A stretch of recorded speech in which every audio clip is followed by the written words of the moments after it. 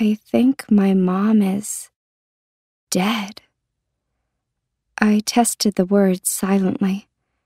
They felt wrong, unnatural, as if I was trying to comprehend the world turning upside down, or the sun rising in the west.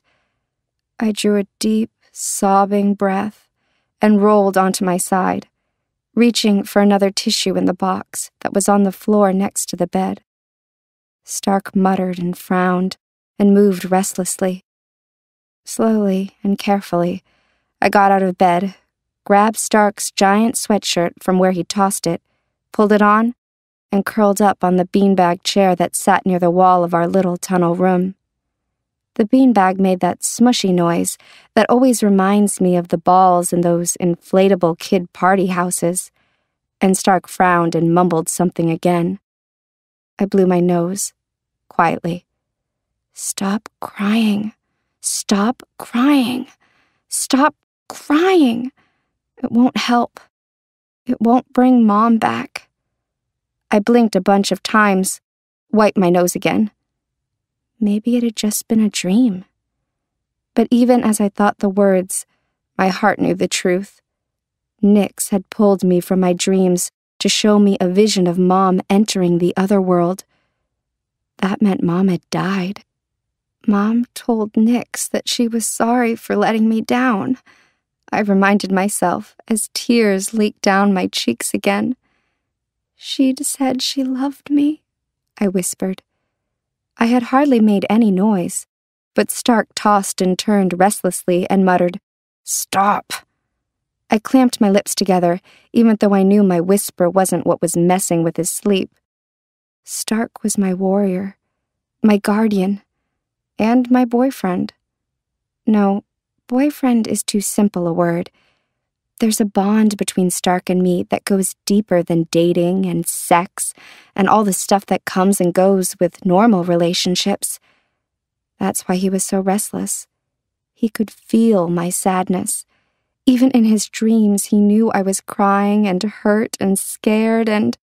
Stark pushed the blanket off his chest, and I could see that his hand was clenched into a fist. My gaze went to his face. He was still asleep, but his forehead was furrowed, and he was frowning. I closed my eyes and drew a deep, centering breath. "Spirit," I whispered, "please come to me." Instantly, I felt the element brush against my skin. "Help me." No, actually, help Stark by shielding my sadness from him. And maybe, I added silently, you could help shield some of my sadness from me too, even if it's just for a little while. I drew another deep breath as spirit moved within and around me, swirling over to the bed. Opening my eyes, I could actually see a ripple in the air surrounding Stark. His skin appeared to glow as the elements settled against him like a diaphanous blanket.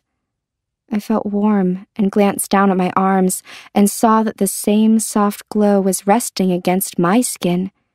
Stark exhaled a long sigh with me as spirit worked a little soothing magic, and for the first time in hours, I felt a little, tiny bit of my sadness lift. "Thank you, Spirit," I whispered and crossed my arms, hugging myself tight, wrapped in the comforting touch of the element I felt closest to. I was actually a little sleepy. It was then that a different kind of warmth penetrated my consciousness. Slowly, not wanting to disturb the comforting spell the element was working, I unwrapped my arms from around myself and touched my chest. Why is my seer stone warm? The small, round stone was dangling from its silver chain, resting between my breasts.